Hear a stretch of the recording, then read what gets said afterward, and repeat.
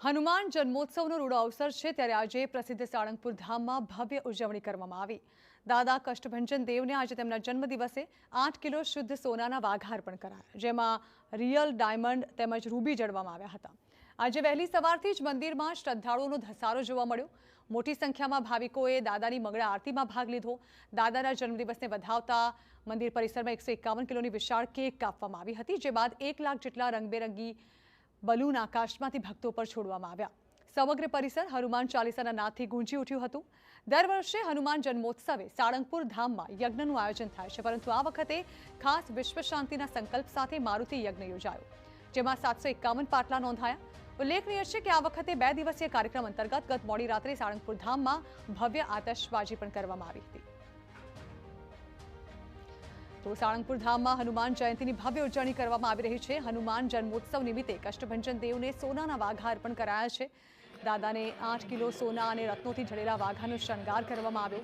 100 જેટલા સોની અને 22 ડિઝાઇનરે અલૌકિક વાઘાનું નિર્માણ કર્યું છે। એક વર્ષમાં 1050 કલાકની મહેનત બાદ દાદાના વિશેષ વાઘા તૈયાર થયા। પ્રાચીન અને અર્વાચીન શૈલીવાળા વાઘામાં હીરા અને રત્નોનો સમાવેશ થાય છે। રૂબી, એમરલ્ડ સ્ટોન અને સોરોસ્કી હીરા જડીને ખાસ વાઘા બનાવાયા છે। મોટી સંખ્યામાં ભક્તો કષ્ટભંજન દેવના દર્શનાર્થે પહોંચ્યા। ભક્તોએ ચોકલેટ અને કેક અર્પણ કરીને દાદાનો જન્મદિવસ ઉજવ્યો।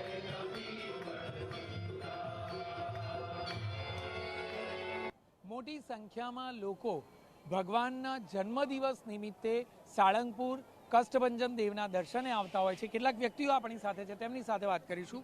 ખાસ તો દાદાને કંઈ અર્પણ કરીએ કે ન કરીએ, પરંતુ દાદા ખુશ રહેતા હોય છે।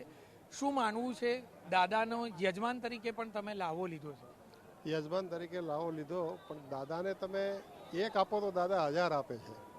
પણ દાદાનો જો તમે સળંગ વિશ્વાસ રાખશો તો દાદા કોઈ લેવાવાળા નથી, એ દેવાવાળી વ્યક્તિ છે। તો તમે ખરેખર એકવાર તમે આવો અને આનો લાભ લ્યો। તમને થાક બિલકુલ લાગે નહીં। તમે આખો દિવસ ભૂખ્યા રહો તો તમને ખબર ના પડે કે તમે ખાધું કે નહીં ખાધું। આજ હું પોતે બીમાર માણસ છું, છતાં પણ મને સવારનું મેં એક ચાનું ટીપું બી નહીં પીધું, છતાં પણ હું અહીંયા યજ્ઞમાં બેસીને આવ્યો। હજી ખાવાનું મને ઈચ્છા નહીં થતી, મને ભૂખ નથી લાગી। એટલો દાદાનો પ્રતાપ છે। તમે શું માનો છો? ખાસ તો જે પ્રકારે ભોજનશાળાની વ્યવસ્થા કરી છે તેને ખૂબ જ સારી સેવા છે, અને બધાય નોર્મલ સામાન્ય માણસ હોય કે વગદ્યાર વ્યક્તિ હોય, પણ બધાને નોર્મલ વ્યવસ્થિત રીતે બધાને ભોજનનો પ્રસાદ મળે છે। નહીં, કોઈ ભૂખ્યું અહીંયાથી જતો નથી। આપે ગઈકાલથી લઈને આજ સુધી અનેક કાર્યક્રમો થયા છે। શું માનવું છે આપનું? 2 દિવસનો જાણે કે જન્મોત્સવ ઉજવાયો એવું લાગે છે? હા, ચોક્કસથી। અમે અહીંયા 2 દિવસથી ભગવાનની હાજરીમાં જે એમના અનુભવ લઈ રહ્યા છીએ, જે પ્રસંગોનો અમે આનંદ માણી રહ્યા છીએ। ગઈકાલ રાતના સાંસ્કૃતિક કાર્યક્રમ હતા, એમાં હૈયેથી હૈયું પીલાય તેટલી વસ્તી હાજર હતી। પબ્લિક બી અઢળક આનંદ માણી રહી છે।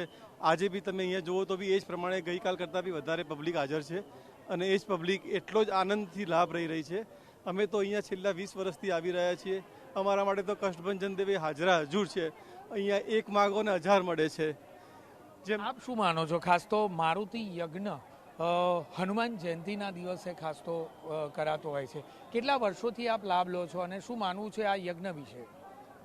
સાળંગપુર શ્રી કષ્ટભંજન દેવ હનુમાનજી મંદિરની અંદર હું છેલ્લા 26-27 વર્ષથી નિયમિતપણે આવું છું, અને વર્ષની અંદર જે યોજાતા 2 યજ્ઞો છે, એક હનુમાન જયંતિ અને બીજી કાળી ચૌદસ, એ યજ્ઞની અંદર આજથી 25 વર્ષ પહેલાં જોવા જઈએ તો 15, 20 કે 25 જણા યજ્ઞની અંદર બેસતા હતા।